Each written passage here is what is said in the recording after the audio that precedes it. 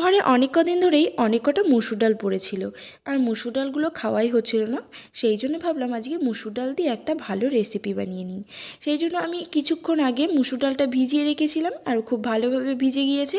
ভিজিয়ে মুসুর ডালগুলো অনেকটা ফুলে উঠেছিল। এবার আমি মুসুর ডালের মধ্যে কয়েকটা কাঁচা লঙ্কা দিয়ে মুসুর ডালটা ভালো করে পেস্ট করে নিলাম।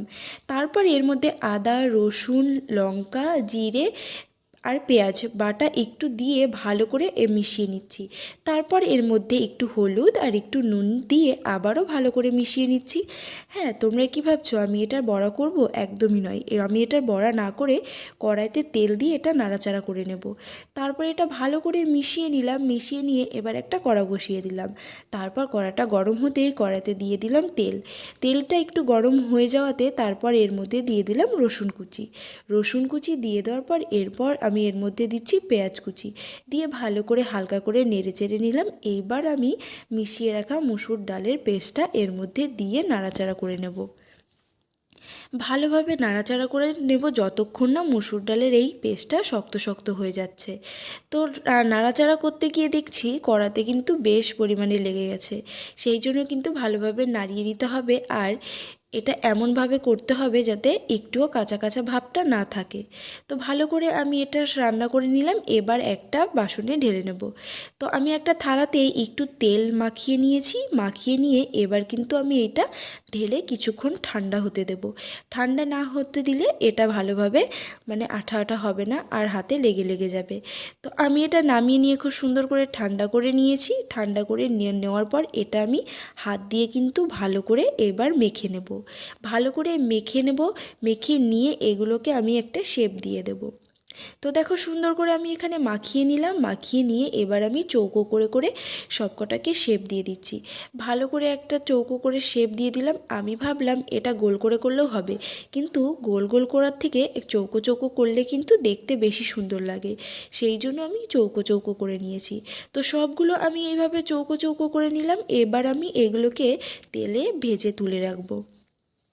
তো তারপর আমি এবার কড়া বসিয়ে দিলাম। কড়াটা বসিয়ে দিয়ে খুব ভালোভাবে কড়াটা গরম হওয়ার পর এবার কিন্তু আমি একটু বেশি পরিমাণেই তেল দেব, কারণ এগুলো সব ডুবো তেলে ভাজলে বেশি ভালো হতো, কিন্তু ডুবো তেলে যেহেতু আমি ভাজবো না, তাই একটু বেশি করেই তেল দিয়েছি, যাতে ভেতর থেকেও খুব সুন্দরভাবে ভাজা হয় আর এটা কড়াইতে লেগে না যায়। তো সেই দেখো এগুলো আমি কড়াইতে সবগুলো একটা একটা করে দিয়ে সুন্দর করে লাল লাল করে এপিট ওপিট করে ভেজে নিলাম। এবার ভেজে এটা কিন্তু তুলে রেখে দেবো। এটা কিন্তু যদি এমনি সস দিয়ে খাও খেতেও কিন্তু খুব ভালো লাগবে। তাই জন্য তোমরা কিন্তু সবটা সস দিয়ে খেয়ে নিও না, এটার একটু গ্রেভি করে রান্না করে দেখো, আরও বেশি ভালো লাগবে খেতে। তো দেখো আমার সব কটা ভাজা হয়ে গেছে, এবার তুলে রেখে দিলাম। এবার আমি এই কড়াইতে ফোড়নে দিয়ে রান্না করে নেব। ফোড়নে দিচ্ছি আমি দারচিনি, এলাচ, লবঙ্গ, তেজপাতা আর গোটা জিরে। ভালো করে নেড়ে চেড়ে নিয়ে এবার কিন্তু এর মধ্যে আমি যে মশলাটা করে রেখেছি, আদা, রসুন, পেঁয়াজ, কাঁচা লঙ্কা আর জিরে গুঁড়ো, সেই মশলাটা দিয়ে ভালো করে কিন্তু কষিয়ে নেব।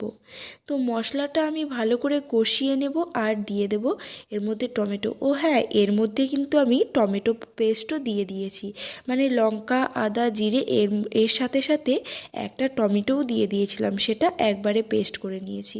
ও তার আগে কিন্তু আমি কয়েক টুকরো আলুও ভেজে নিয়েছি। আলুগুলো কিন্তু গোল গোল ডুমো ডুমো করে কেটে নিয়েছি, দিয়ে সুন্দর করে লাল লাল করে ভেজে তুলে রেখে দিলাম। তো সব কিছু হয়ে গেছে, ফোড়নে দিয়ে মশলাটাও দিয়ে এবার আমি কিন্তু মশলাটা খুব সুন্দর করে কষিয়ে নেব, না হলে কিন্তু একটা কাঁচা কাঁচা গন্ধ ছাড়বে।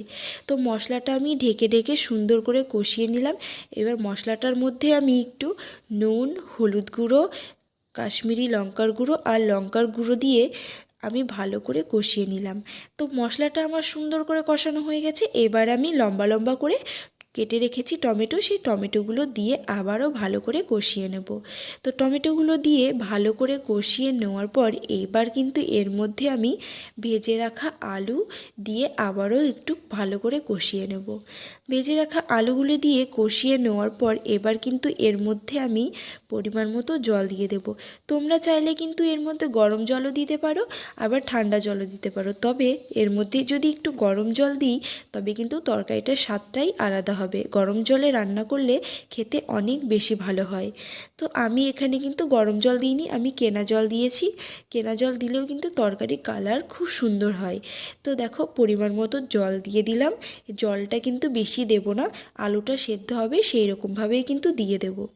তো জলটা দিয়ে দিয়ে ভালো করে নাড়াচাড়া করে নিয়ে এবার আমি ভেজে রাখা ওই বড়াগুলো দিয়ে দিচ্ছি।